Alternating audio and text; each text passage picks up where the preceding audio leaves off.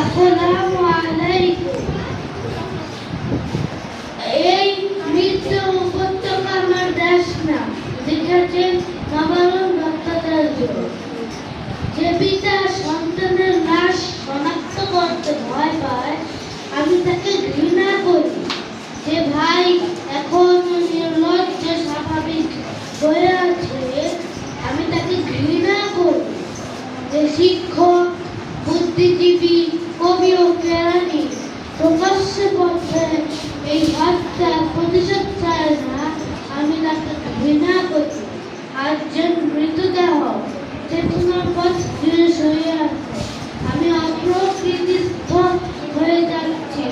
আজ যারা খোলা চোখ আমাকে ঘুমের মধ্যে দেখে, আমি চিৎকার করে উঠি।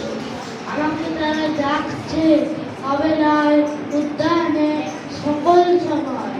আমি উন্মাদ হয়ে যাব, আত্মহত্যা করব, যা ইচ্ছা তাই করব।